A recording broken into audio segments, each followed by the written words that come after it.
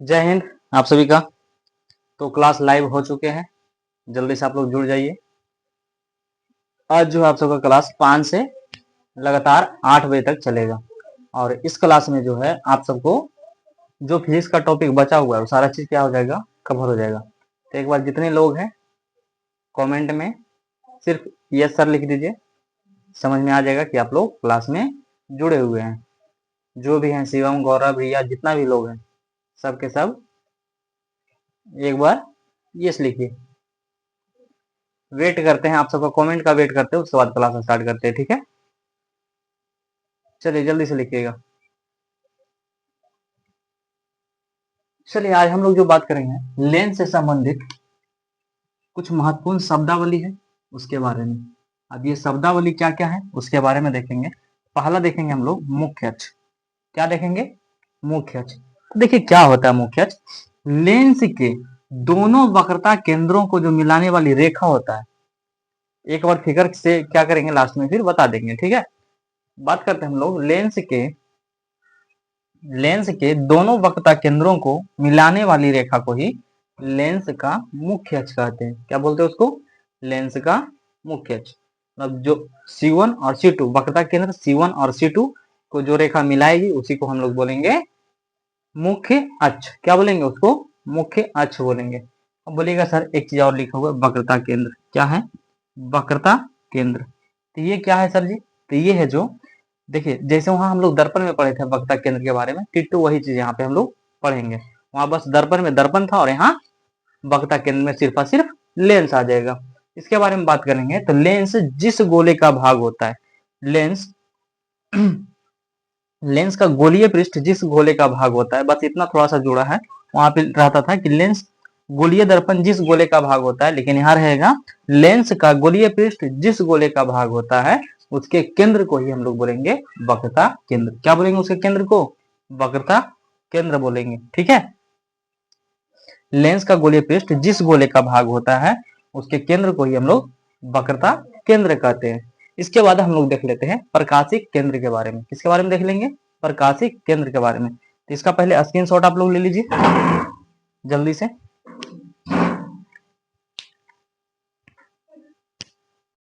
चलिए हम लोग उधर देख लेते हैं, अब देखते हैं प्रकाशिक केंद्र के बारे में। क्या है प्रकाशिक केंद्र? तो देखिए प्रकाशिक केंद्र के बारे में बात करेंगे तो लेंस के जो मुख्य अक्ष पर स्थित वह बिंदु होता है। देखिए ऐसे एग्जांपल से समझते हैं इसको। फिगर इसका ले लेते हैं, जैसे यहाँ एक फिगर लेते हैं, ठीक है। अब यहाँ पे कोई बिंदु रहता है इस लेंस में, यहाँ पे एक ऐसा बिंदु रहता है जिससे होकर के अगर कोई प्रकाश की किरण गुजरती है तो बिना विचलन के, मतलब कोई भी उसमें परिवर्तन नहीं आता है, उसमें कोई भी परिवर्तन नहीं आएगा और बिना विचलन के वो सीधा निकल जाता है, सीधा निर्गत हो जाता है। तो इस बिंदु को ही बोलते हैं हम लोग प्रकाशिक केंद्र। क्या बोलते हैं उसको? प्रकाशिक केंद्र, ठीक है। जैसे वहां अवतल दर्पण में या उत्तल दर्पण में जो हम लोग पढ़ते थे ध्रुव होता था, उसी प्रकार के यहाँ पे है क्या? प्रकाशिक केंद्र। सेम वही काम इसका है प्रकाशिक केंद्र का। प्रकाशिक केंद्र के बारे में अगर बात करें हम अच्छा ढंग से तो बस कुछ नहीं, एक बिंदु है। कुछ नहीं, क्या है? एक बिंदु है। लेंस में ये तो हो गया उत्तल लेंस, इस प्रकार से अवतल लेंस में होगा लेंस में मौजूद एक ऐसा बिंदु होता है जिससे होकर के प्रकाश की किरणें अगर गुजरे तो बिना निर्गत के, बिना कोई विचलन के, सॉरी बिना विचलन के निकल जाता है सीधा सीधी। मतलब कोई भी परिवर्तन उसमें नहीं आता है, ना तो वो मुड़ेगा, ना आगे जाएगा, ना पीछे आएगा, एकदम सीधा निकलेगा। तो उस प्रकार के जो बिंदु होता है उस बिंदु को बोलते हैं हम लोग प्रकाशिक केंद्र। क्या बोलते हैं? प्रकाशिक केंद्र। अब एक चीज है यहाँ पे हमारा मुख्य फोकस। जैसे हम लोग वहां पे फोकस पढ़े अवतल दर्पण में, सेम चीज यहाँ पे है मुख्य फोकस। वही चीज क्या है? मुख्य फोकस। अब इसके बारे में बात करें मुख्य फोकस के बारे में, तो मुख्य फोकस क्या होता है? मुख्य अक्ष के समानांतर, जैसे वहां हम लोग पढ़े थे कि मुख्य अक्ष के समानांतर आने वाली किरणें परावर्तन के बाद जिस बिंदु से होकर के गुजरती है उसको बोलते हैं हम लोग क्या? फोकस बिंदु। उसी प्रकार के यहाँ पे है कि मुख्य अक्ष के समानांतर आने वाली किरणें अपवर्तन के बाद, वहां परावर्तन था, यहाँ क्या रह जाएगा? अपवर्तन के बाद जिस बिंदु पर अभिसरित होती है, मतलब आकर के मिलती है, इकट्ठा होती है, अभिसरित होती है या अभिसरित होते हुए प्रतीत होती है, तो ऐसे ही बिंदु को हम लोग बोलेंगे फोकस बिंदु या मुख्य फोकस। क्या बोला जाएगा? मुख्य फोकस। अगर इसके बारे में बात करेंगे तो इसको कैपिटल एफ से सूचित करेंगे। किससे सूचित करेंगे? कैपिटल एफ से। फिर से देख ले, हम लोग दो चीज पढ़े यहाँ पे, क्या क्या, प्रकाशिक केंद्र और मुख्य फोकस, प्रकाशिक केंद्र और मुख्य फोकस। एक बार फिगर से देख लेंगे सारा चीज को। प्रकाशिक केंद्र किसको बोलेंगे? लेंस के मुख्य अक्ष पर स्थित वह बिंदु जिससे होकर के गुजरने वाली प्रकाश किरणें अपवर्तन के पहचान अपने मार्ग से बिना विचलन के सीधा निर्गत हो जाती है, लेंस का प्रकाशीय केंद्र कहलाता है। और एक चीज बात कर ली हम लोग मुख्य फोकस के, तब मुख्य अक्ष के समानांतर आने वाली किरणें अपवर्तन के बाद जिस बिंदु पर अभिसरित होती है अथवा अभिसरित होती हुई प्रतीत होती है, तो ऐसे ही बिंदु को बोलेंगे हम लोग मुख्य फोकस। इसको कैपिटल एफ से प्रदर्शित किया जाता है। किससे प्रदर्शित किया जाता है? कैपिटल एफ से। अगर इतना तक समझ में आ गया होगा तो हम लोग आगे बढ़ते हैं और आगे नेक्स्ट चीज देख लेते हैं। नेक्स्ट जो होगा हम सबका, पहले इसका स्क्रीनशॉट ले लीजिए। चलिए अब देख लेते हैं हम लोग उत्तल लेंस में प्रतिबिंब का बनना। नेक्स्ट टॉपिक क्या हो जाएगा हम सबका? उत्तल लेंस में प्रतिबिंब का बनना। किस प्रकार से उत्तल लेंस में प्रतिबिंब बनता है उसके बारे में हम लोग देख लेते हैं। तो देखिए, जैसे वहां पे हम लोग अवतल दर्पण में पढ़े थे 6 कंडीशन, उसी प्रकार से यहाँ हम लोग 6 कंडीशन पढ़ेंगे कि 6 कंडीशन पर वस्तु को कहां कहां पे रखे ताकि उसका प्रतिबिंब कहां कहां पे बने। ठीक है, यहाँ पे तो फिगर आप सबको छोटा दिख रहा होगा, लेकिन क्या करेंगे, 6 कंडीशन का एक बार फिगर अच्छा से पार करके फिर से समझा देंगे। सिर्फ अभी देख लीजिए कि कहां प्रतिबिंब रखते, या सॉरी वस्तु कहां पे रखेंगे तो उसका प्रतिबिंब कहां बनेगा और कैसा बनेगा। ठीक है, तो स्टार्ट करते हैं। फर्स्ट कंडीशन में हम लोग फर्स्ट कंडीशन के बारे में बात करें तो अगर वस्तु को हम लोग अनंत पर रख देते हैं, कहां रख देते हैं? अनंत पर, तो प्रतिबिंब कहां बनेगा? तो ये जाकर के फोकस F2 पर बनेगा। कहां बनेगा? फोकस F2 पर। अगर वस्तु अनंत पर रहता है तो उसका फोकस जो है F2 सॉरी प्रतिबिंब जो है F2 पर बनेगा। कहां बनेगा? F2 पर बनेगा। और कैसा होगा भाई साहब? तो अत्यधिक छोटा होगा, बिंदु के आकार के अत्यधिक छोटा होगा, और वास्तविक होगा और उल्टा होगा। वास्तविक होगा और उल्टा होगा। ठीक है, वास्तविक होगा, उल्टा होगा, अत्यधिक छोटा होगा। तो इस प्रकार से याद रखिएगा, ये इसका जो है फिगर है। एक बार इसको फिगर को देख लीजिएगा।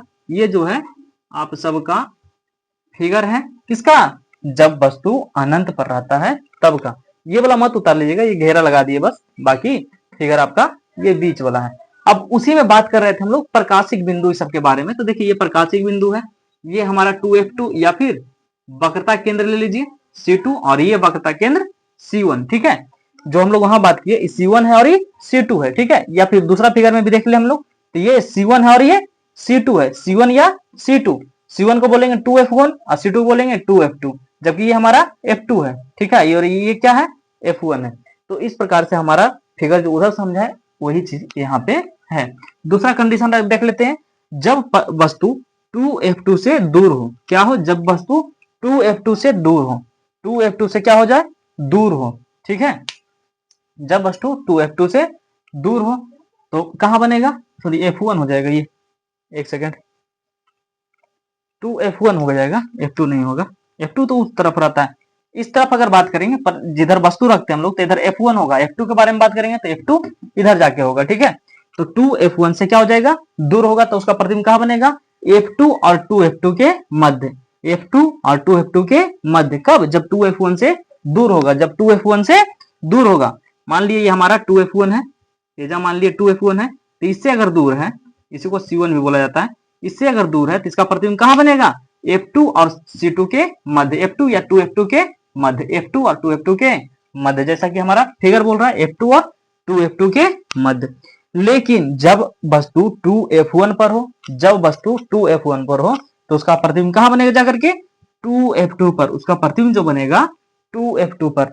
अच्छा, इसके बारे में बात करें तो छोटा और वास्तविक व उल्टा होगा। दो कंडीशन में आप सबको देखिए छोटा प्रतिबिंब बन रहा है। दो कंडीशन में क्या बन रहा है? यहाँ पे उत्तल लेंस में भी छोटा प्रतिबिंब बन रहा है, लेकिन यहाँ से जो है प्रतिबिंब का आकार बढ़ते जाएगा। जब हम लोग जैसे वहां वक्रता केंद्र पर रखते थे तो कहां बनता था? अवतल दर्पण में वक्रता केंद्र पर रखते थे तो प्रतिबिंब भी वक्रता केंद्र पर बनता था और समान आकार के बनता था।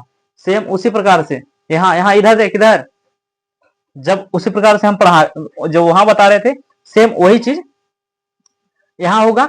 ये 2F1 क्या है? मतलब C1 है। ये 2F1 मतलब क्या है? C1 है, वक्रता केंद्र है। तो कहां बनेगा? जाकर के C2 पर, मतलब 2F2 पर। C1 और 2F1 सेम है, C2 और 2F2 सेम है। तो जब C1 पर रहेगा तो C2 पर बनेगा, C1 पर रहेगा तो C2 पर, या 2F1 पर रहेगा तो 2F2 पर प्रतिबिंब बनेगा। अब प्रतिबिंब की आकृति कैसा होगा? तो समान आकार का होगा। कैसा होगा? समान आकार का। वास्तविक हुआ उल्टा, समान आकार का वास्तविक हुआ उल्टा। और ये आप सबका फिगर है। हम लोग कहाँ रख दिए प्रतिबिंब को? 2F1, इसी को लिखे हैं C1, ठीक है, 2F1 पर रखें तो प्रतिबिंब कहाँ जाके बन रहा है? 2F2 या C2, 2F2 या C2। और देखिए ये हमारा प्रकाशिक केंद्र है, ये हमारा F1 है और ये हमारा F2 है। देखिए जब मुख्य अक्ष के समानांतर को कितने जाती है, कहाँ गुजर रही है? F2 से होकर के गुजर रही है। तो इस प्रकार से हो गया हमारा तीसरा कंडीशन। इस प्रकार से क्या हो गया? तीसरा कंडीशन। चौथा कंडीशन के बारे में बात करेंगे तो F1 तथा 2F1 के अगर मध्य रख दें, F1 तथा 2F1 के मध्य, F1 तथा 2F1 के बीच में रख दिए, F1 तथा 2F1 के बीच में रख दिए, तो इसका प्रतिबिंब कहां बन जाएगा? 2F1 से, सॉरी एक सेकंड, 2F2 से दूर हो जाएगा। F1 लिखा गया यहाँ पे, 2F2 से दूर, 2F2 से दूर हो जाएगा, ठीक है। ये 2F1 से ही यहाँ थोड़ा सा मिसप्रिंट करके हो गया। बड़ा बनेगा, वास्तविक बनेगा और उल्टा बनेगा, बड़ा, वास्तविक और उल्टा, इस प्रकार का इसका फिगर होगा। तो ये चार कंडीशन है। इसके बाद जो है दो कंडीशन जो बचा हुआ है उसके बारे में हम लोग देख लेते हैं। पहले उससे पहले रिवाइज कर लेते हैं। अनंत पर तो फोकस पर बनेगा, फोकस F2 पर बनेगा, अत्यधिक छोटा होगा, वास्तविक और उल्टा होगा। ये हमारा जो फिगर है उसका देख लिए। 2F1 से दूर रहेगा तो F2 और 2F1 के मध्य, F2 और 2F1 के, 2F2 के मध्य, सॉरी F2 और 2F2 के मध्य छोटा या वास्तविक या फिर उल्टा बनेगा, छोटा, वास्तविक एवं उल्टा बनेगा। इस प्रकार का उसका फिगर है। तीसरा बात कर लिए 2F1 पर, तो 2F1 पर रहेगा तो उसका प्रतिबिंब कहां बनेगा जाकर के? 2F2 पर बनेगा, समान आकार का, वास्तविक और उल्टा बनेगा। और ये इसका फिगर है। और चौथा बात कर लेंगे F1 तथा 2F1 के अगर मध्य रहेगा तो इसका प्रतिबिंब 2F2 से दूर बनेगा या 2F1 से दूर बनेगा, 2F1 से दूर बनेगा, ठीक है, बड़ा या वास्तविक एवं उल्टा। और ये इसका फिगर है। तो इस प्रकार से हम सबका पूरा किस प्रकार से बनता है फिगर, उसके बारे में चार कंडीशन है उत्तर लेंस में, और दो कंडीशन जो बचा हुआ है उसके बारे में हम लोग फिर से पढ़ लेते हैं। तब तक इसका स्क्रीनशॉट आप लोग ले लीजिएगा, इसको नोट कर लीजिएगा, ठीक है।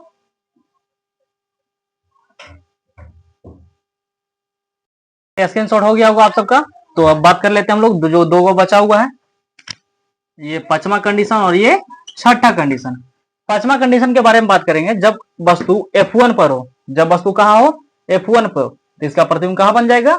अनंत पर। इसका प्रतिबिंब जो बनेगा अनंत पर, अत्यधिक बड़ा बनेगा, बहुत ज्यादा बड़ा बनेगा, ठीक है, अत्यधिक क्या बनेगा? बड़ा बनेगा। और ये इस प्रकार से इसका फिगर है। देखिए F1 पर रख दिए प्रतिबिंब को, वस्तु को, इसका प्रतिबिंब कहां बन रहा है जाकर के? अनंत पर। मतलब कहीं पे मैच कर रहा है, मिल रहा है? नहीं मिल रहा, तो बोलेंगे ये प्रतिबिंब कहां बन रहा है? अनंत पर। उसी प्रकार से F1 तथा प्रकाशिक केंद्र के मध्य रखेंगे तो ये इंपॉर्टेंट हो जाता है, क्योंकि ये जो है आप सबका जिस ओर वस्तु रहता है उसी ओर बनता है प्रतिबिंब। प्रतिबिंब जिस ओर वस्तु रहता है उसी ओर बनता है। तो लेंस के जिस ओर वस्तु है उसी ओर बनेगा। और जिस ओर है उसमें देखिए क्या होता था कि अवतल दर्पण में क्या होता था कि दर्पण के पीछे बनता था तो आभासी एवं सीधा प्रतिबिंब बनता था। लेकिन यहाँ अगर बात करें हम लोग तो यहाँ जो है अगर इधर लेंस की जिस ओर वस्तु है उधर ही बन रहा प्रतिबिंब तो बड़ा एवं आभासी बनेगा, बड़ा, आभासी एवं सीधा बनेगा, बड़ा, आभासी एवं सीधा बनेगा। तो इस प्रकार से हम सबका 6 कंडीशन था, 6 वो कंडीशन जो हम लोग देख लिए। अब देख लेते हैं एक आधो कंडीशन अवतल लेंस में, कि अवतल लेंस में प्रतिबिंब किस प्रकार से बनता है उसके बारे में देख लेते हैं। तब फिर हम लोग देख लेंगे कि लेंस सूत्र क्या है, फिर क्या देखेंगे लेंस सूत्र क्या है, उसके बाद फिर आवर्धन तो वहां पढ़ ही लिए हैं, और लेंस की क्षमता के बारे में बात करेंगे। इसके बाद लगभग ये चैप्टर समाप्त हो जाएगा। फिर मानव नेत्र ना पढ़ करके दृष्टि दोष जितना है सारा पढ़ लेंगे, इंद्रधनुष कैसे बनता है, ठीक है, वर्ण विक्षेपण क्या है, ये सारा चीज पढ़ेंगे। अब सोचिएगा सर की नेत्र के बारे में क्यों नहीं पढ़ा रहे, तो नेत्र के बारे में जब बायोलॉजी पढ़ाएंगे तो वहां बेहतरीन ढंग से पढ़ा देंगे, ठीक है। चलिए तो इसका भी स्क्रीनशॉट आप लोग ले सकते हैं, इसका ले लीजिए स्क्रीनशॉट जल्दी से।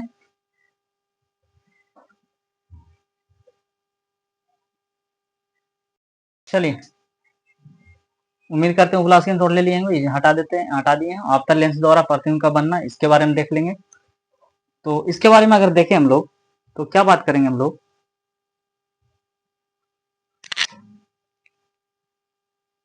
चलिए इसके बारे में देखेंगे अवतल लेंस द्वारा प्रतिबिंब का बनने के बारे में। तो इसमें दो कंडीशन देख लेंगे, ज्यादा नहीं। जब वस्तु अनंत पर हो, जब वस्तु कहाँ हो, अनंत पर, तो इसका प्रतिबिंब फोकस F1 पर बनेगा। कहाँ बनेगा, फोकस F1 पर। और अत्यधिक छोटा बनेगा, क्या बनेगा, अत्यधिक छोटा। और इसमें जान लीजिएगा अवतल लेंस में आभासी एवं सीधा प्रतिबिंब ज्यादातर कंडीशन में बनता है। उत्तल लेंस में सिर्फ एक कंडीशन में बन रहा था, प्रकाशीय केंद्र और F1 के बीच था तब, लेकिन यहाँ जो है हमेशा जो है अधिकांश केस में जो है आप सबको आभासी एवं सीधा प्रतिबिंब बनेगा, ठीक है। और वस्तु से छोटा ही बनता है, अवतल लेंस में वस्तु से छोटा। लेकिन अवतल दर्पण के बारे में बात करेंगे तो छोटा और बड़ा दोनों बन रहा था उधर, याद है ना आप सबको। चलिए, अनंत तथा प्रकाश केंद्र के मध्य रखेंगे तो फोकस F1 तथा प्रकाशीय केंद्र O के मध्य बनेगा, छोटा बनेगा, आभासी तथा सीधा बनेगा। ये दोनों इसका फिगर है। तो इस प्रकार से हम सबका रहा उत्तल लेंस एवं अवतल लेंस में प्रतिबिंब का निर्माण। अब देख लेते हैं लेंस सूत्र। क्या देखेंगे, लेंस सूत्र, ठीक है। तो आगे देख लेते हैं, इसका पहले स्क्रीनशॉट आप लोग ले लीजिए। स्लाइड में हम सबका है, नेक्स्ट स्लाइड में लेंस सूत्र है। क्या है, लेंस सूत्र। तो लेंस सूत्र होता है 1/f equal to 1/v minus 1/u। F क्या है, एफ जो है आपका ये है फोकस दूरी, एफ जो आपका फोकस दूरी है, v प्रतिबिंब दूरी और ई वस्तु दूरी। उसके बाद बात करेंगे हम लोग लेंस की क्षमता का, ये जो कि आप सबका लास्ट टॉपिक होगा। आवर्धन वहां पढ़ लिए थे तो आवर्धन यहाँ पे नहीं पढ़ेंगे, आवर्धन प्रकाश के परावर्तन में हम लोग पढ़ लिए थे। तो लेंस की क्षमता के बारे में बात करेंगे तो इसका जो होता है किसी लेंस द्वारा प्रकाश की किरणों, किसी लेंस द्वारा प्रकाश की किरणों का अपसरण या अभिसरण, अभिसरण या अपसरण करने की मात्रा जो होता है उसको लेंस की क्षमता कहा जाता है। किसी लेंस के द्वारा प्रकाश की किरणों का अभिसरण या अपसरण करने की क्षमता को ही हम लोग लेंस की क्षमता कहते हैं। इसका एसआई मात्रा के बारे में बात करेंगे तो डायोप्टर होता है। क्या होता है, डायोप्टर, जिसको हम लोग डी से सूचित करते हैं। और उत्तल लेंस की क्षमता याद रखिएगा धनात्मक, जबकि तथा अवतल लेंस की क्षमता क्या होता है, ऋणात्मक। इतना पॉइंट जो है हम सबका लेंस की क्षमता के बारे में है। क्या बोले फिर से, किसी लेंस का अपसरण या अभिसरण करने की क्षमता जो होती है, किसी लेंस का अपसरण या अभिसरण करने की क्षमता को हम लोग लेंस की क्षमता कहते हैं। 3-4 बार इसी प्रकार से बोलिएगा, याद हो जाएगा अपने आप। क्या, लेंस, किसी लेंस के द्वारा प्रकाश की किरणों का अपसरण या अभिसरण करने की क्षमता ही प्रकाशिक लेंस का जो है क्षमता कहलाता है, ठीक है। इसका एसआई मात्रक डायोप्टर और डी बराबर 1/f होगा। इसका एसआई मात्रक डायोप्टर, उत्तल लेंस की क्षमता धनात्मक और अवतल लेंस की क्षमता ऋणात्मक होता है, अवतल लेंस की क्षमता ऋणात्मक होता है। इतना हमारा था अवतल दर्पण, सॉरी, लेंस से जितना भी संबंधित क्वेश्चंस थे उसके बारे में। अब हम लोग यहाँ से कवर करेंगे दृष्टि दोष के बारे में। मानव नेत्र के बारे में क्यों नहीं पढ़ रहे हैं अभी, मानव नेत्र बोल रही है कि बायोलॉजी हम लोग कवर कर लेंगे, ठीक है।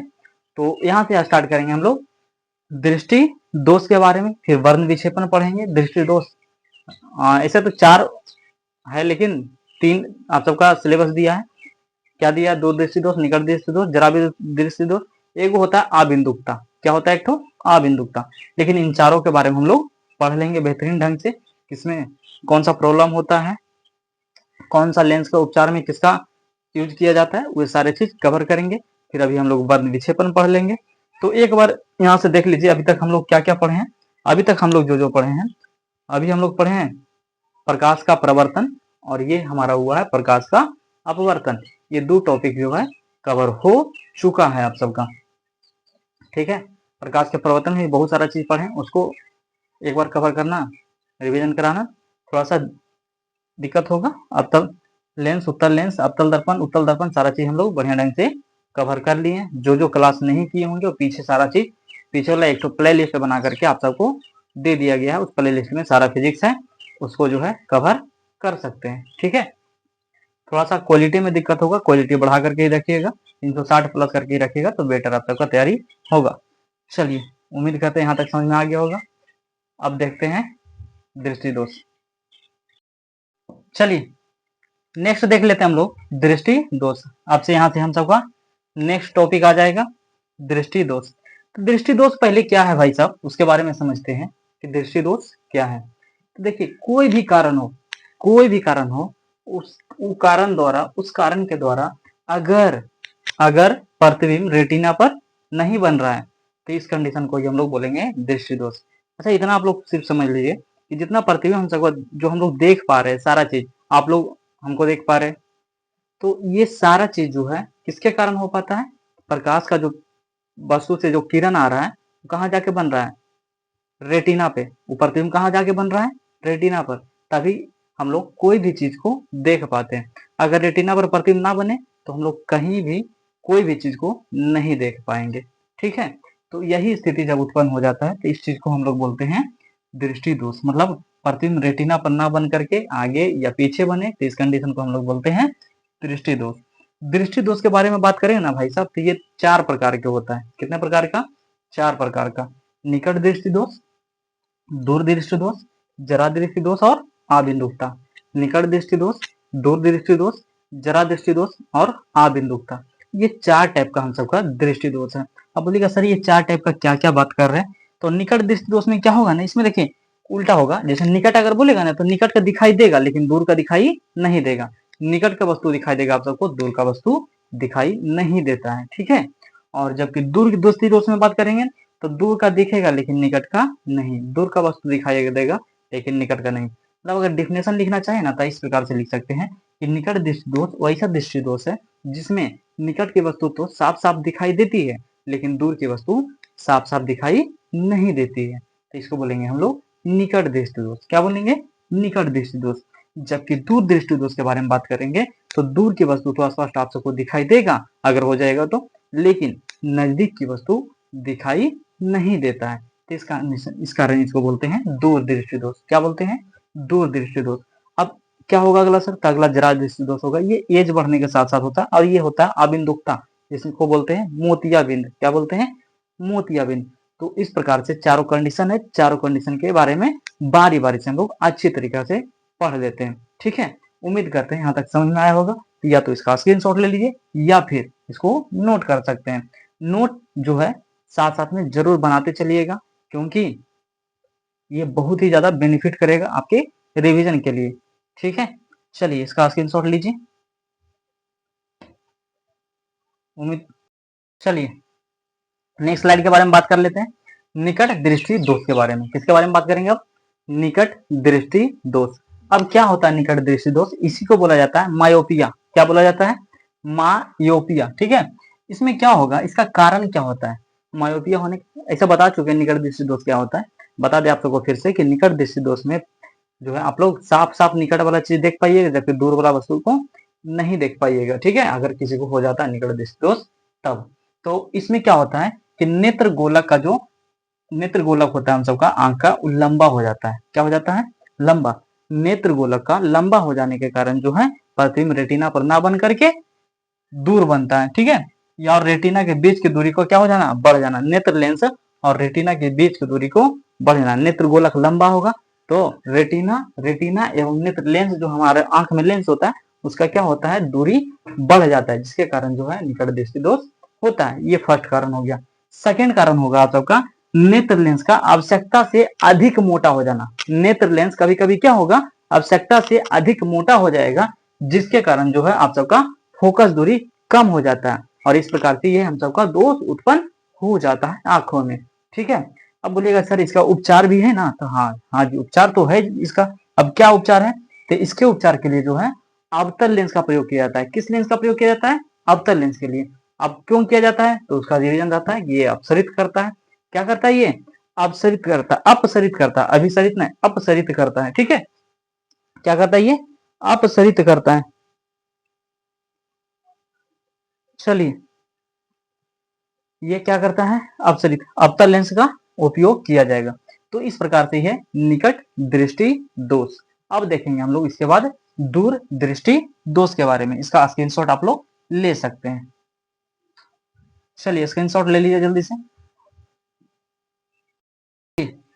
हम लोगों ने बात की निकट दृष्टि दोष के बारे में। अब देख लेते हैं दूर दृष्टि दोष। अब बोलेगा सर जी दूर दृष्टि दोष क्या है?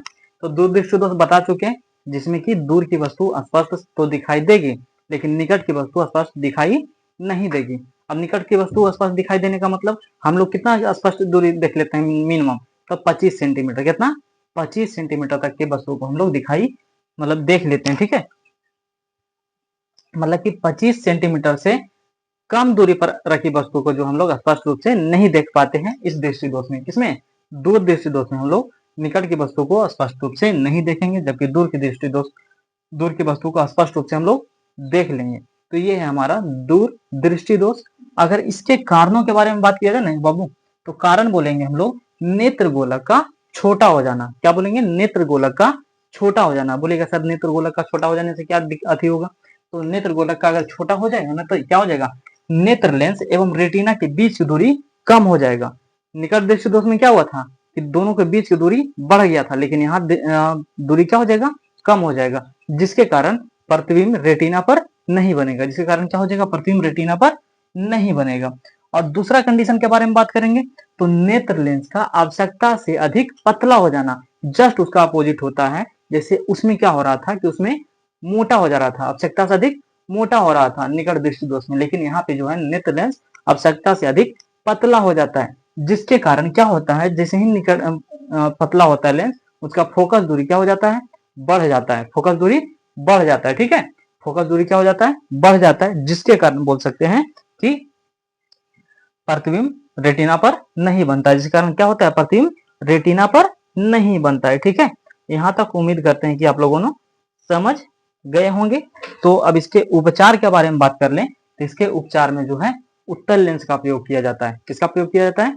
उत्तल लेंस का प्रयोग किया जाता है। और ये लेंस क्या करता है?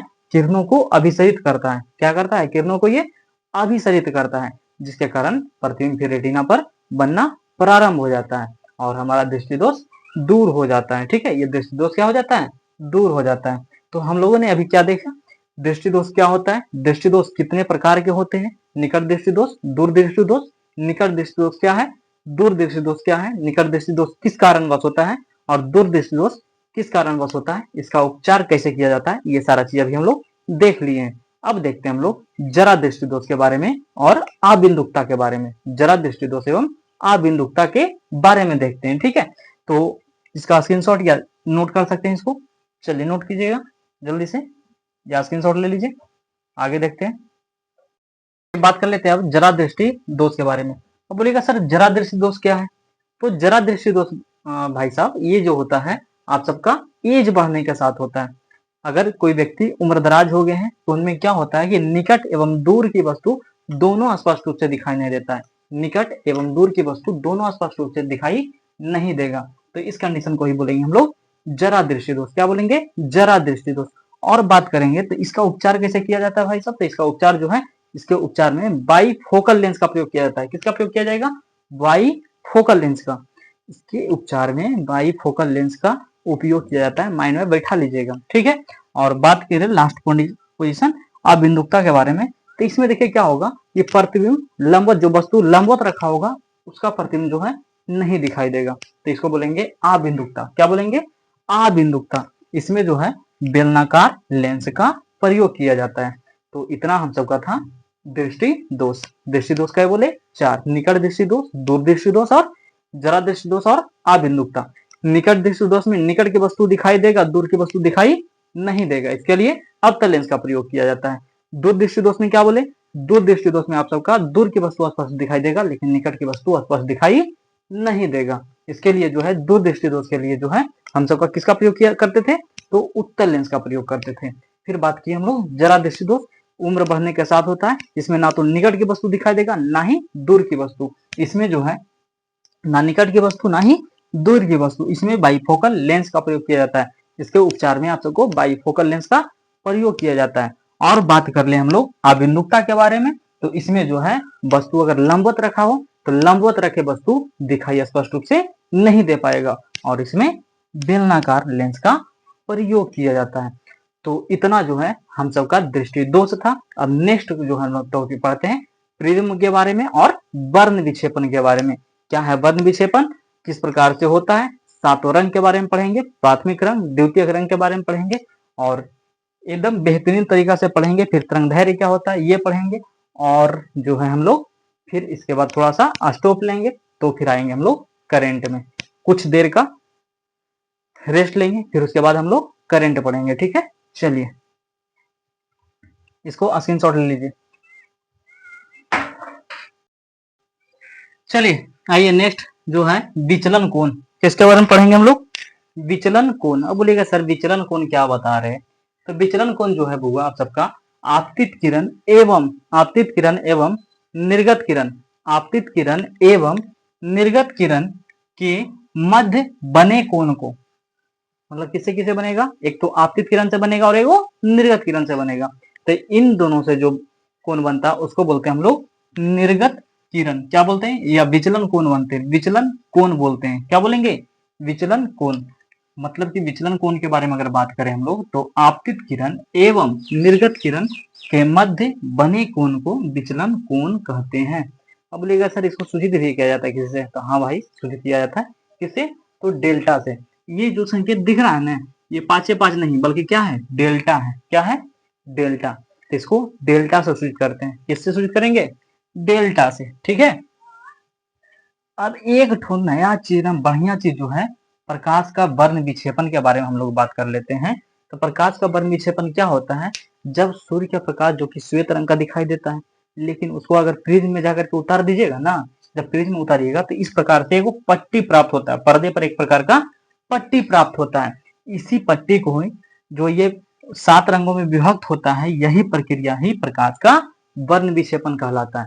क्या बोलेंगे प्रकाश का वर्ण विक्षेपण में, कि जब सूर्य के प्रकाश को, सूर्य की श्वेत रंग के प्रकाश को जब प्रिज्म से होकर के गुजारते हैं तो पर्दे पर एक 7 रंग की पट्टी प्राप्त होता है। इस पूरी घटना को ही प्रकाश का वर्ण विक्षेपण कहते हैं। तो बोलेगा सर ये 7 रंग कौन कौन है जी, तो 7 रंग जो है ये आप सबका हो जाएगा, ये आप सबका 7 रंग हो जाएगा, लाल, नारंगी, पीला, हरा, नीला, जामुनी और बैगनी। लाल, नारंगी, पीला, हरा, नीला, जामुनी और बैगनी, यही रंग जो हम सबको प्राप्त होता है। इसको एल बोल सकते हैं, इसको एन बोल सकते हैं, ब्लू, येलो, ग्रीन, अच्छा नारंगी को ऑरेंज बोलेंगे ना, वो बोलेंगे, नीला को ब्लू, जामुनी को क्या बोलते हैं आप लोग जल्दी से बताइएगा, जामुनी को क्या बोलते हैं, जामुनी को, हाँ इंडिगो, इंडिगो ठीक है, इंडिगो। और बैगनी को, बैगनी को, इसको इंडिगो। और बैगनी को बताइए जल्दी से बताइए, बैगनी देख रहे हैं तो बैगनी को क्या बोलते हैं, हाँ तो बैगनी को वायलेट। ठीक है। चलिए तो इस प्रकार जो हम लोग का प्राप्त होता है। अब बोलिएगा सर सबसे ज्यादा तरंग दैर्घ्य किसका होता है, तो तरंग दैर्घ्य जो है ना बुआ आप लोग का सबसे ज्यादा होता है लाल रंग की, लाल रंग का तरंग दैर्घ्य सबसे ज्यादा होता है, इसलिए ज्यादा दूरी ट्रेवल लाल रंग करता है, इसलिए ज्यादा दूरी ट्रेवल लाल रंग करता है। इसका लगभग 6200 से लेकर के 7600 के एंगस्ट्रम के मध्य होता है, 6200 लेकर के 7600 एंगस्ट्रम के मध्य होता है लाल रंग की, 6200 से लेकर के 7600 के। और बोलेगा सबसे कम, तो सबसे कम होता है बैगनी का, 3900 से लेकर के 4460, 3900 से लेकर के 4460, 3900 से लेकर के 4460 एंगस्ट्रॉम तक होता है। तो ये इस प्रकार से हम सबका है वर्ण विक्षेपण। चलिए ये जो हम सबका वर्ण विक्षेपण देख लिए, इसके बाद हम लोग पढ़ेंगे इंद्रधनुष। अब बोलेगा सर इंद्रधनुष से क्या होता है, तो इंद्रधनुष आप लोग बचपन में देखे होंगे, बचपन में क्या अभी भी देखते होंगे, जब पानी पड़ता है वहां से नहीं रे बुआ हटा लो, जैसे हिलेगा, जब पानी पड़ता है तो पानी पड़ने के बाद देखिएगा कुछ देर बाद जो है इंद्रधनुष हम सबको दिखाई देता है। इंद्रधनुष 2 प्रकार के होता है, प्राथमिक और द्वितीयक इंद्रधनुष। तो इसके बाद जो इसको पहले स्क्रीनशॉट ले लीजिए, इसके बाद हम लोग पढ़ते हैं किसके बारे में, इंद्रधनुष के बारे में। ठीक है, जल्दी से इसका स्क्रीनशॉट ले लीजिए। बात कर लेते हैं अब इंद्रधनुष के बारे में। ठीक है, वहां तक तो देख लिया हम लोग, वर्ण विक्षेपण देख लिया, अब देखते हैं इंद्रधनुष। आप लोग देखे होंगे कि जब पानी पड़ता है या जब वर्षा होता है उसके बाद क्या होता है कि एक अर्धचंद्राकार, एक अर्धचंद्राकार 7 रंग की, मतलब रंग बिरंगा बोल सकते हैं, रंग बिरंगा एक आकृति देखने को मिलता है, वो भी किस प्रकार का, अर्धचंद्राकार। किस प्रकार का, अर्धचंद्राकार। तो इसी को हम लोग बोलते हैं इंद्रधनुष। क्या बोलते हैं, इंद्रधनुष। ठीक है, जैसे अगर डेफिनेशन लिखने का रहेगा तो किताबी भाषा में देखिए लिख दिए, वर्षा होने के पश्चात विभिन्न परिस्थितियों जैसे प्रकाश के परावर्तन, अच्छा अपवर्तन होना चाहिए, परावर्तन लिखा गया है, यहाँ जो हो जाएगा आपका अपवर्तन होगा। ठीक है, अपवर्तन, परावर्तन, पूर्णांतरिक परावर्तन एवं वर्ण विक्षेपण। अब बोलिएगा सर कौन कौन सा एकरा में घटना घटता है, तो पहले तो अपवर्तन होता है, परावर्तन होता है, पूर्ण आंतरिक प्रवर्तन होता है एवं वर्ण विक्षेपण भी होता है। इतना प्रक्रिया जो होता है ये इंद्रधनुष के बनने में होता है, ठीक है। तो वर्ण विक्षेपण, इसमें एक अर्धचंद्राकार आकृति बनती है, तो इसे ही हम लोग बोलते हैं इंद्रधनुष। क्या बोलते हैं? इंद्रधनुष। अब बोलिएगा सर इंद्रधनुष कितने प्रकार के बनते हैं? तो इंद्रधनुष दो प्रकार के बनता है, एक प्राथमिक, एक द्वितीयक। प्राथमिक और द्वितीयक। बोलिएगा सर प्राथमिक क्या होता है, द्वितीयक क्या होता है? तो प्राथमिक के बारे में बात करेंगे ना भाई साहब, तो 2 बार प्रवर्तन होगा प्राथमिक में और 1 बार अपवर्तन होगा। 2 बार प्रवर्तन और 1 बार अपवर्तन होगा। तो इससे जो बनेगा ना, इस घटना से जो बनेगा वो प्राथमिक प्रतिबिंब बनेगा। ये अत्यधिक चमकीला होगा और छोटा होगा, अत्यधिक चमकीला होगा और छोटा होगा। अब बोलेगा सर कैसे पहचानेंगे कि प्राथमिक है कि द्वितीयक है? तो प्राथमिक और द्वितीयक पहचानने का सबसे बड़ा जो है फंडा बता देते हैं। इसमें जो लाल रंग होगा ना वो बाहर होगा, जबकि बैगनी रंग जो होगा अंदर होगा। तो देखिएगा कि अगर कोई इंद्रधनुष बना और उसमें लाल रंग बाहर है और बैगनी रंग अंदर है, तो उसको उसमें बोलेंगे कि वो प्राथमिक इंद्रधनुष है। क्या है? प्राथमिक इंद्रधनुष। लेकिन लेकिन लेकिन लेकिन क्या बोले इसमें? लाल रंग बाहर और बैगनी रंग अंदर। लेकिन जैसे ही देखिएगा कि बैगनी रंग बाहर है और लाल रंग अंदर है, तो समझ जाइएगा कि वो प्राथमिक इंद्रधनुष नहीं है सर। क्या है? द्वितीयक इंद्रधनुष है। क्या है? द्वितीयक इंद्रधनुष। तो प्राथमिक इंद्रधनुष और द्वितीयक इंद्रधनुष। द्वितीयक इंद्रधनुष बहुत बड़ा होगा, किसके अपेक्षा? प्राथमिक इंद्रधनुष के अपेक्षा। और ये उतना ज्यादा चमकीला नहीं होता, धुंधला होता है, ठीक है। ये चमकीला नहीं होगा, ये धुंधला होगा। तो इस प्रकार से है इंद्रधनुष। इंद्रधनुष 2 प्रकार के, प्राथमिक और द्वितीयक है। चलिए नेक्स्ट टॉपिक हम लोग पढ़ते हैं, बस 2-4 को बचा हुआ, उसके बाद फिर प्रकाश चैप्टर पूर्णतः समाप्त हो जाएगा। तब हम लोग इन करेंगे जो है करंट में। क्या इन कहा इन करेंगे? करंट में, मतलब विद्युत धारा में, ठीक है। चलिए 1-2 को जो बचा हुआ है उसको देख लेंगे। इसको पहले स्क्रीनशॉट ले लीजिए या उतार लीजिए, ठीक है, जल्दी से उतारिए।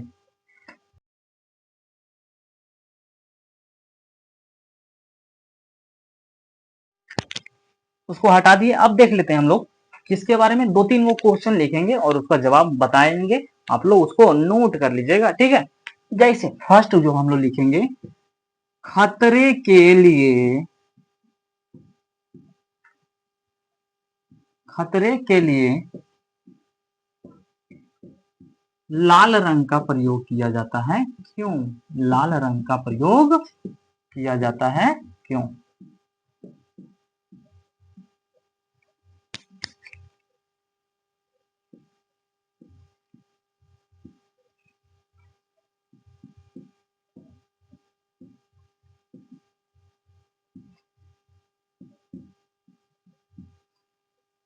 खतरे के लिए लाल रंग का प्रयोग किया जाता है, क्यों? तो उसके बारे में अगर बात करेंगे ना, तो लाल रंग का तरंगदैर्घ्य ज्यादा होता है। अब इससे क्या रिलेशन है? तो ज्यादा होगा तो ये ज्यादा दूरी ट्रेवल करेगा, इसलिए खतरे के लिए लाल रंग का प्रयोग किया जाता है। और स्टॉप के लिए भी लाल रंग का प्रयोग किया जाता है। जैसे ट्रेन व्रेन स्टेशन पर गए होंगे, देखिएगा लाल बत्ती रहता, पीला बत्ती रहता, हरा बत्ती रहता। हरा बत्ती मतलब जा रहा है, लाल बत्ती मतलब होगा कि स्टॉप, ठीक है।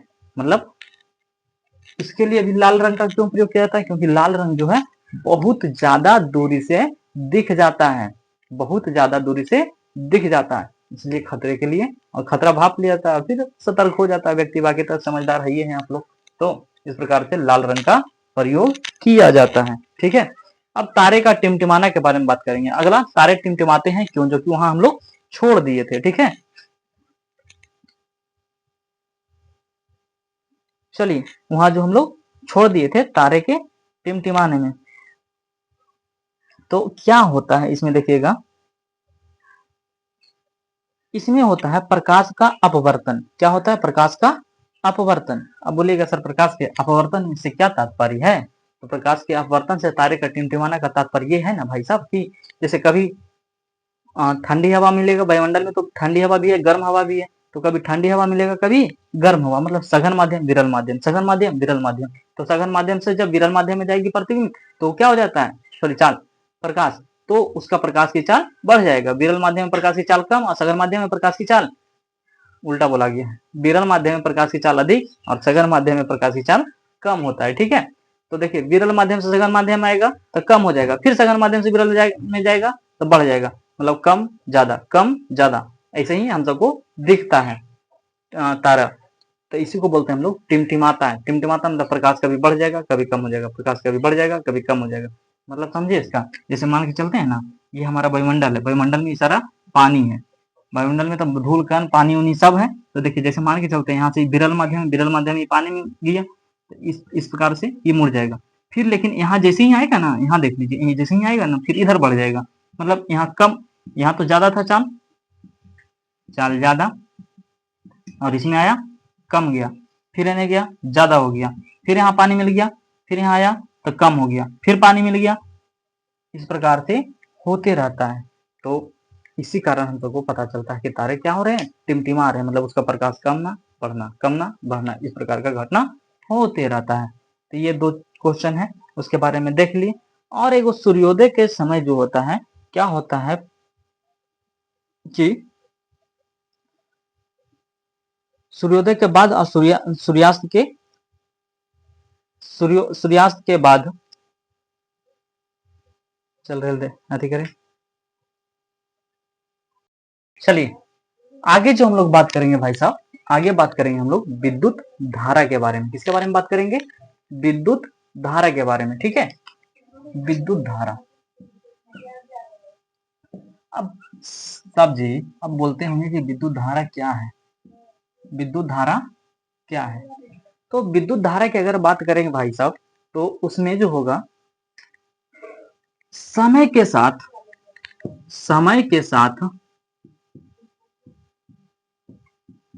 किसी चालक में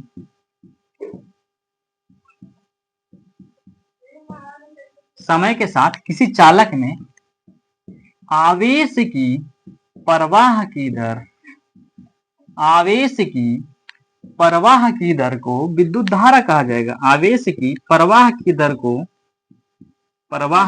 को विद्युत धारा कहते हैं।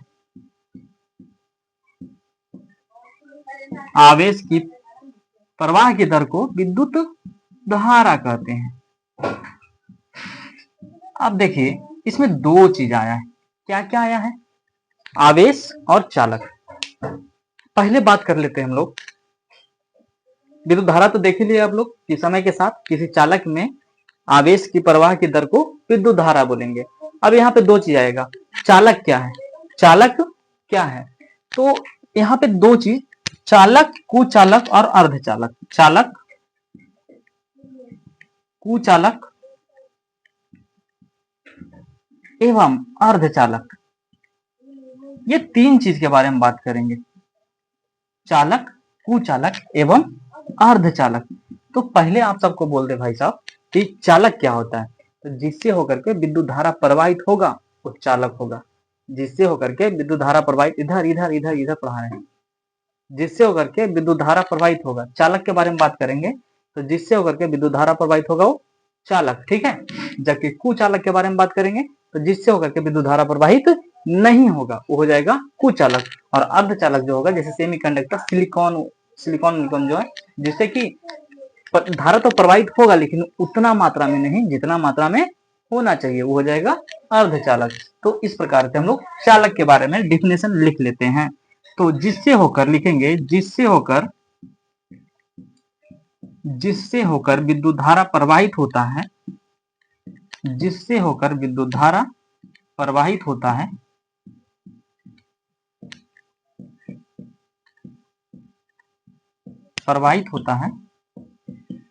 चालक कहलाएगा।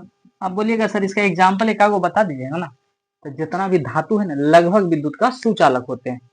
अच्छा, इसको चालक सुचालक भी बोल सकते हैं, इसको कुचालक भी बोल सकते हैं, ठीक है। चालक को सुचालक भी कहीं कहीं पे बोल सकते हैं। वो जब केमिस्ट्री में धातु अधातु पढ़ेंगे तब वहां पे जो आएगा सुचालक और कुचालक। तो जितना भी धातु है सब विद्युत का सुचालक होता है, एक आध दुगो को छोड़ करके, बाकी सब का सब क्या है, सुचालक। तो जैसे एग्जाम्पल में धातु की बात करेंगे ना, तो जैसे आ जाएगा हमारा तांबा, एल्युमिनियम, लोहा, इस सब में करंट आता है ना। हाँ, तो इस सब में करंट आता है। जैसे बात करेंगे हम लोग का विद्युत बल्ब, जैसे ये बल्ब जल रहा है आप सबके सामने, तो ये बल्ब जल रहा है किस कारण बस जल रहा है? क्योंकि इसमें जो लगा हुआ तार है वो विद्युत का सुचालक है या फिर चालक है। अगर सोच लीजिए चालक नहीं रहता तो क्या विद्युत धारा जो प्रवाहित हो पाता? नहीं। हम लोगों के घर में लाइन आया किसके कारण आया? एल्युमिनियम के तार क्या है, तो एल्युमिनियम क्या होता है, विद्युत का सुचालक है, तभी जो है हम लोग का घर में करंट आ पाया है, ठीक है। और कुचालक होता तो नहीं। तो कुचालक के बारे में बात करेंगे, जिससे होकर के विद्युत धारा प्रवाहित नहीं होता है। कुचालक किसके बारे में, जिससे होकर के विद्युत धारा प्रवाहित नहीं होगा, जिससे होकर के विद्युत धारा प्रवाहित नहीं होगा, वो हो जाएगा कुचालक। जिससे होकर विद्युत धारा प्रवाहित नहीं हो, विद्युत धारा प्रवाहित नहीं हो,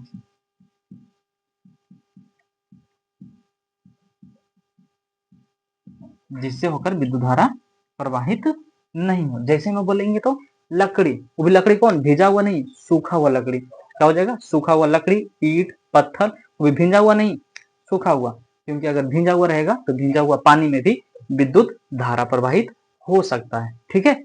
उसके बाद अर्धचालक के बारे में तो बात कर ली हम लोग, इतना था चालक के बारे में। अब बात करते हैं हम लोग आवेश के बारे में। तो इसको स्क्रीनशॉट लीजिए या उतार लीजिए, तब तक इस स्लाइड को फिर हटाते हैं।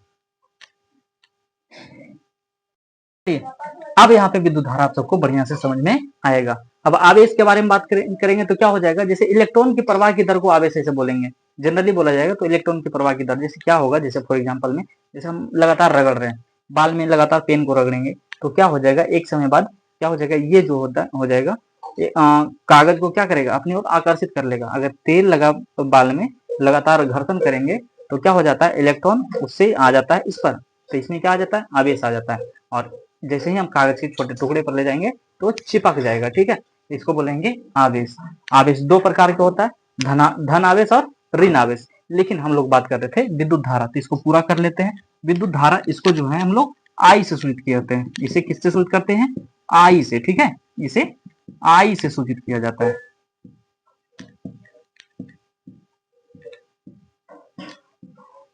इसे आई से सूचित किया जाता है। अब बोलिएगा सर जी आई बराबर क्या होता है, कोई फार्मूला होता है, तो हाँ फार्मूला होता है। आई बराबर क्या होता है, Q by T, Q by T. अब बोलिएगा क्यू यहाँ पे क्या है, क्या ला दिए आप सर, क्यू, बोलिएगा क्यू का ला दिए आप लोग, तो क्यू जो है ना भाई साहब, अच्छा ई क्यू या ई क्यू हो सकता है, ई वाला। तो क्यू क्या है, यहाँ पे आवेश है, यहाँ क्यू क्या है, आवेश है। यहाँ जो है, यहाँ क्यू आवेश तथा टी जो है ना भाई साहब, टी समय है। टी क्या है, टी समय है। क्यू आवेश एवं टी समय है। तो इतना हम सबका था। अब बात कर लेते हैं आवेश के बारे में। चलिए इसको हटा लेते हैं, उतार लीजिएगा। इसको हटाने के बाद अब देख लेते हैं हम लोग आवेश। आवेश, आवेश, इसके बारे में तो अभी हम लोग सूचित किए थे, इसको क्यू से सूचित करते हैं। इसका एसआई मात्रक कूलाम्ब होता है। क्या होगा एसआई मात्रक, कूलाम्ब। कूलाम्ब जो है इसका क्या है, एसआई मात्रक है। ठीक है, और इसके बारे में बात करेंगे तो ये दो टाइप का होगा, धन आवेश और ऋण आवेश। धन आवेश और ऋण आवेश, धन आवेश और ऋण आवेश। और इसको जो है हम लोग धन आवेश किसको बोलेंगे और ऋण आवेश किसको बोलेंगे, तो अगर कोई वस्तु या फिर परमाणु या अणु अगर प्रोटॉन को या न्यूट्रॉन को या इलेक्ट्रॉन खोता है, या बोल सकते हैं प्रोटॉन की संख्या ज्यादा होगा,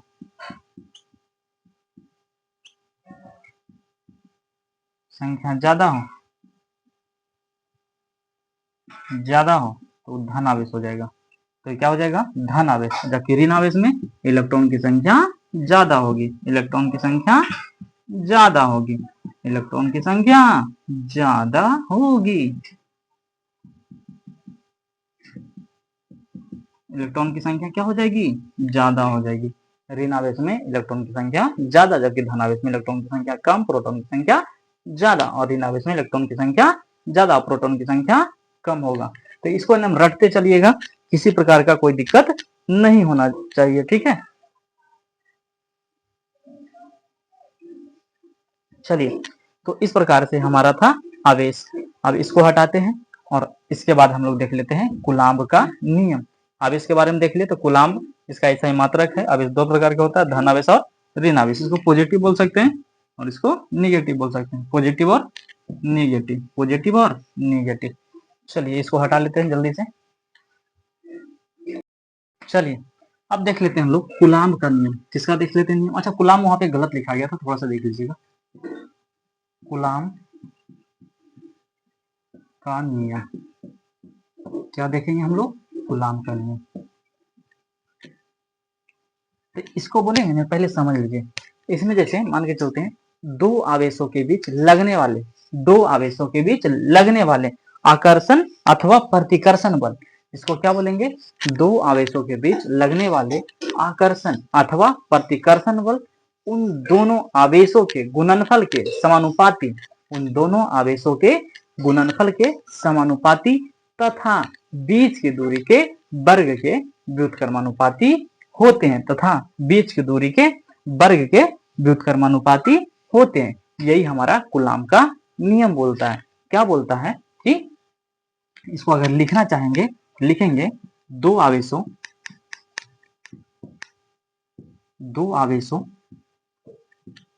के मध्य लगने वाले आकर्षण अथवा प्रतिकर्षण बल, दो आवेशों के बीच लगने वाले आकर्षण अथवा प्रतिकर्षण बल उन दोनों आवेशों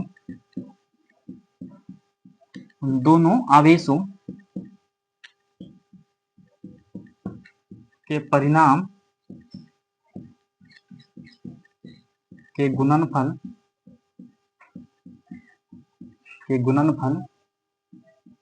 के समानुपाती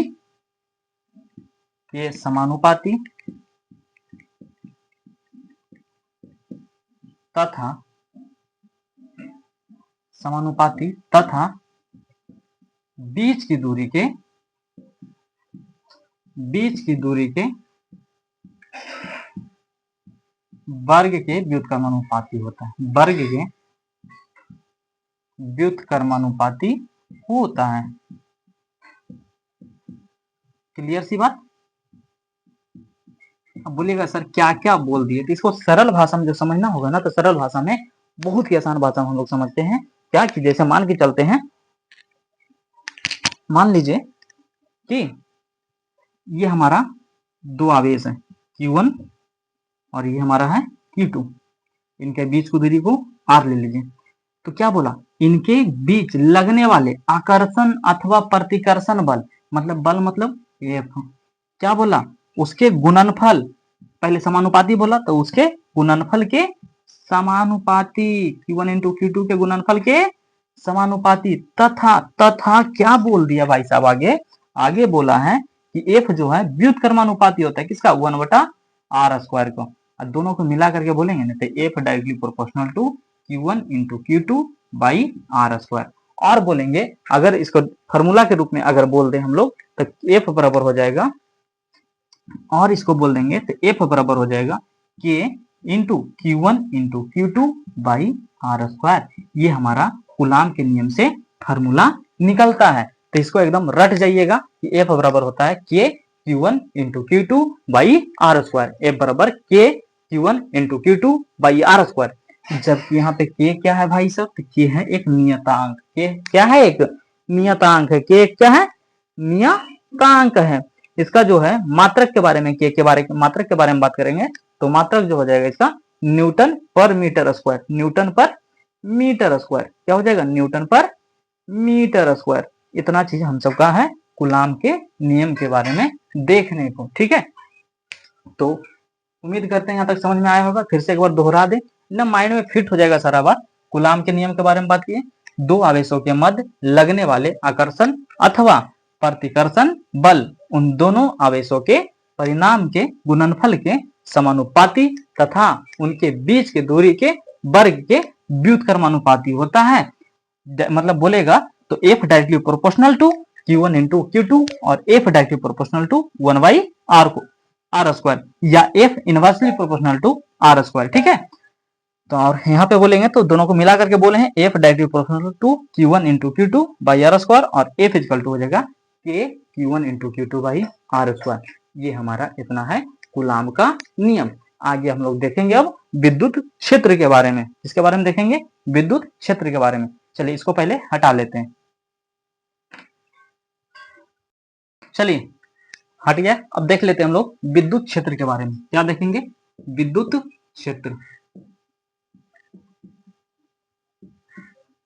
विद्युत क्षेत्र क्या देखेंगे? विद्युत क्षेत्र। तो इसके बारे में लिखेंगे किसी आवेशित वस्तु, किसी आवेशित वस्तु, पहले ऐसा समझ लीजिए, जैसे मान के चलते हैं ना भाई साहब, ये वो कोई चालक है, ठीक है, कोई चालक है। अब ये आवेशित चालक है, सिर्फ चालक नहीं, आवेशित चालक है। तो इसके चारों तरफ का वैसा क्षेत्र जहां जो है हम लोग प्रतिकर्षण या आकर्षण बल अनुभव किया जाए, प्रतिकर्षण या आकर्षण बल अनुभव किया जाएगा तो कहलाएगा विद्युत क्षेत्र। क्या कहला जाएगा? विद्युत क्षेत्र। ठीक है, लिखेंगे हम लोग, क्या लिखेंगे? किसी आवेशित चालक के चारों ओर का वह क्षेत्र, चारों ओर का वह क्षेत्र जहां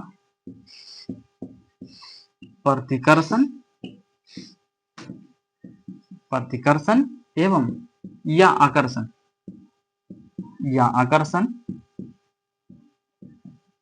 बल का अनुभव किया जाता है। प्रतिकर्षण अथवा आकर्षण बल का अनुभव किया जा सके,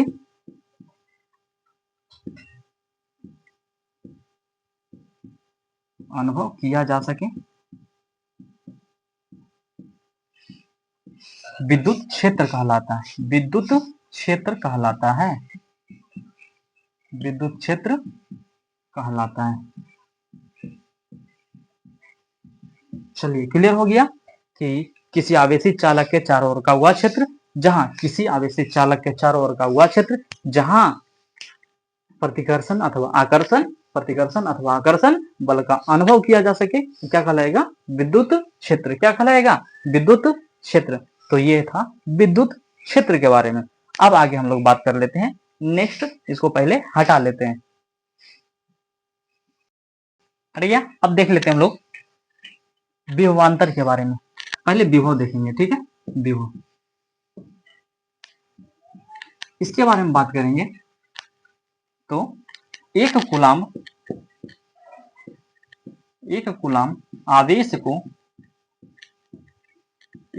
आवेश को अनंत से किसी बिंदु तक लाने में जो कार्य करना पड़ता है, किसी बिंदु तक लाने में जो कार्य करना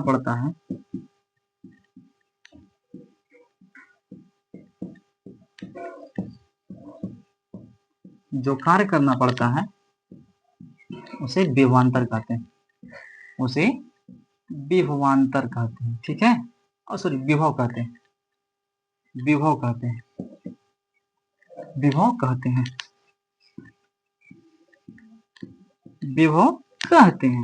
मतलब कि एक कूलाम आवेश को अनंत से किसी बिंदु तक लाने में जो कार्य करना पड़ेगा ना, उसको हम लोग विभव बोलेंगे। क्या बोलेंगे?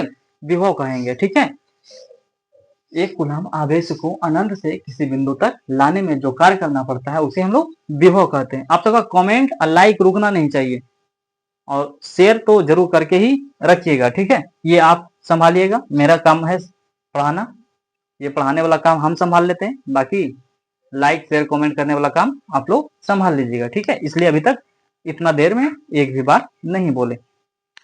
चलिए, ये हो गया हमारा विभव। अभी ऐसा ही मात्रा किसका, थोड़ा सा दिक्कत हो गया था उधर, अब आवाज ठीक ठाक जा रहा होगा। आवाज जो है ठीक ठाक जा रहा होगा, थोड़ा सा प्रॉब्लम हो गया था, कॉल आ गया था किसी का। बात करते हैं हम लोग विभव के बारे में, ठीक है। विभव के पढ़ा रहे थे, अब विभव तो बता दिए थे, अब देख लेते हैं हम लोग विभवांतर। क्या देख लेते हैं? विभवांतर। अब बोलेगा सर ये क्या होता है, तो क्यों बता रहे हैं, दोनों को एक साथ समझ में आ जाएगा। तो ये होता है एक कूलाम आवेश को, सेम टू सेम है, बस उसमें अनंत से लाना है, और इसको एक कूलाम आवेश को, एक कूलाम आवेश को एक बिंदु से, एक कूलाम आवेश को एक बिंदु से, एक बिंदु से दूसरे बिंदु, एक बिंदु से दूसरे बिंदु तक लाने में जो कार्य करना पड़ता है,